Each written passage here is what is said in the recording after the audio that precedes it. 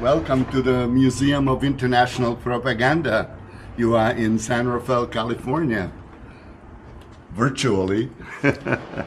My name is Tom Araton, and Lilka Araton, my wife, and I started this particular museum in January 2016.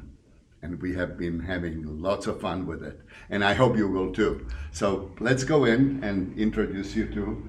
Welcome to the museum. Here is our reception area. You can come here first. And here is Vladimir Ilyich Lenin, not Lenin, Lenin. And we should start our permanent collection at this particular wall. It's called What is Propaganda? We have written all of these and all these little tags, and I hope that you will read them all. Here are the leaders, Mao Zedong, Stalin, Kim Il-sung, with children, because children and leaders go together like bread and butter. So please read that, very important. The last sentence is the best sign that propaganda has succeeded is when the people who faithfully toe the propaganda line actually believe they're acting this way of their own free will, which we don't want you to do it, okay? Now, we divided up the museum. With the museum, propaganda is a vast subject. So we limited it to the political events of the 20th century. And it was a busy century. First World War, Second World War, Great Depression, Korean War, etc. So there's a lot to do. We divided that further into 7 different sections. Let's start with the first one.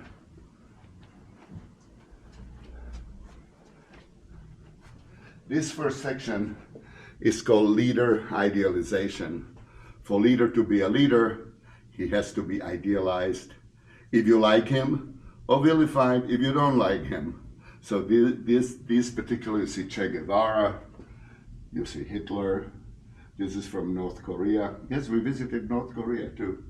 Each poster has a story, okay, which I hope one day you will come here and I can tell you what those stories are. The chapter number 2 is in fear and intimidation.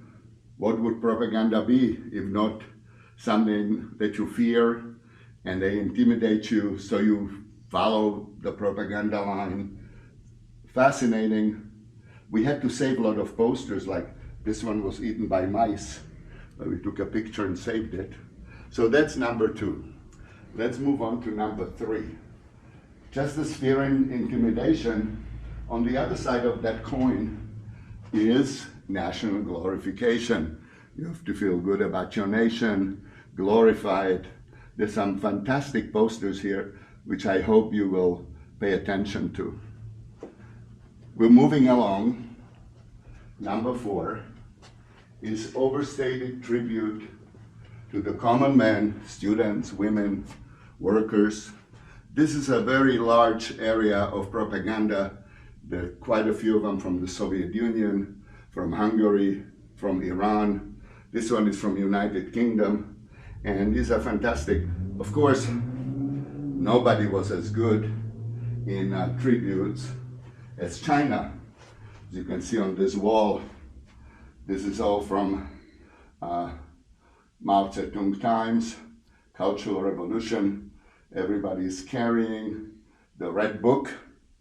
And we actually have Red Book here in a museum in English, if you want to read it. It's very interesting. All right, okay, let's go on. And of course, part of propaganda is vilification. You have to vilify your enemy, and the enemy vilifies you. So it's, both. There's some incredible pictures here, some photographs that I took. Now look at this one, a soldier dropping a baby into a well. Just amazing. You could never imagine these kind of things.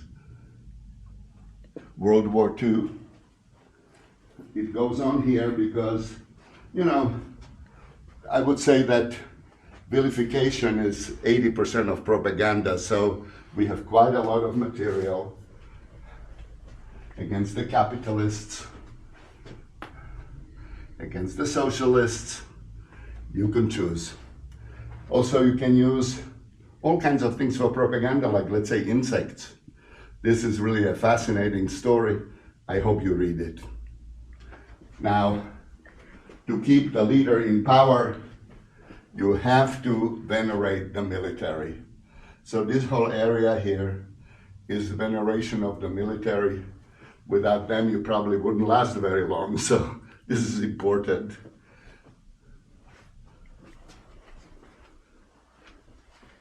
It goes on both sides.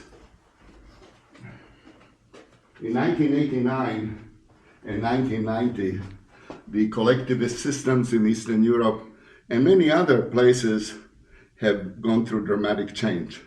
So this is the post-1989, and of course people started making fun of all of this. And so this is really a fun place, but you have to read it to know that it's fun. Otherwise you wouldn't know it's funny. To me it is funny, but after you read it you will think it's funny as well. So this is that part.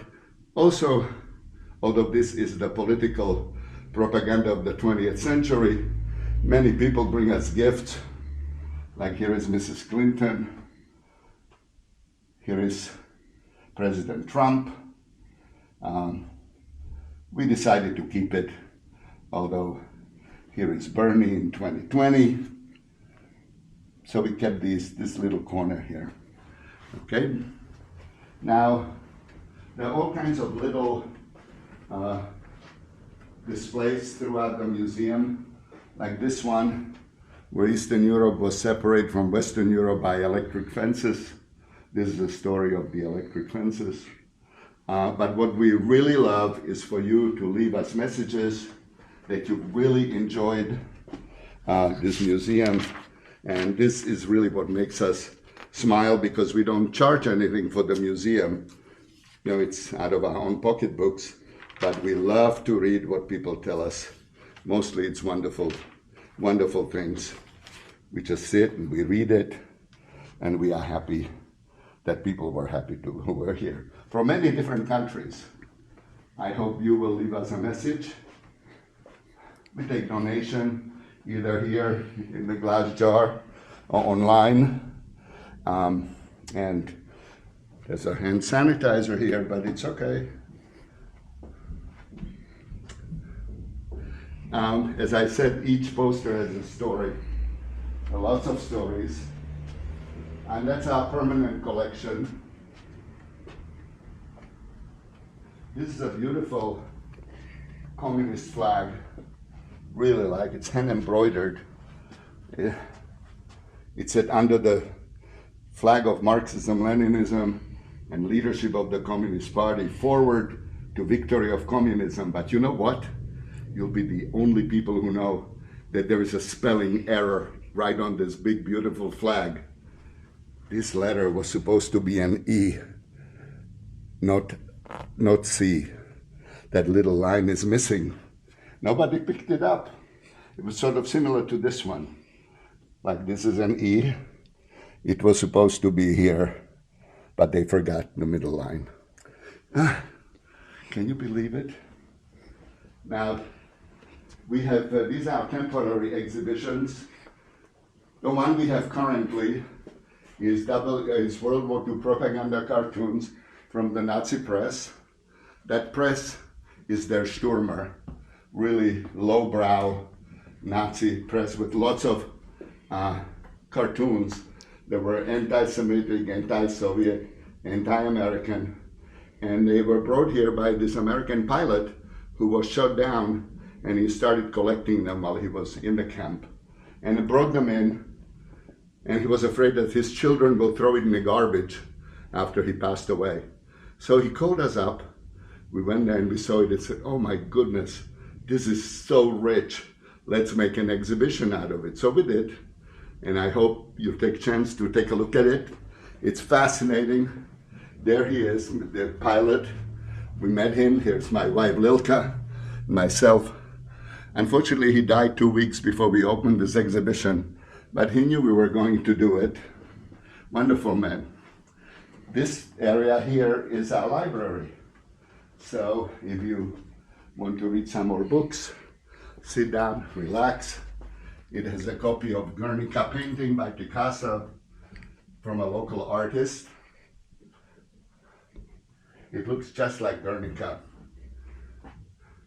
He just did one little change in the painting, but you would really need to know Guernica to know it.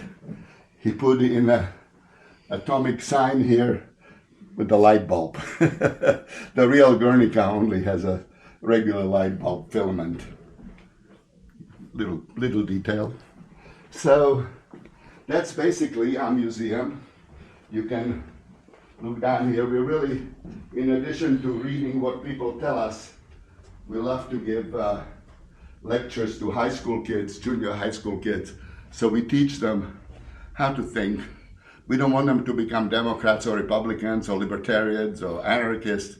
We want them to think and know when they're being propagandized and make their own decisions. That's the purpose of the museum. And I hope that that's what you will take from it. Thank you so much for coming.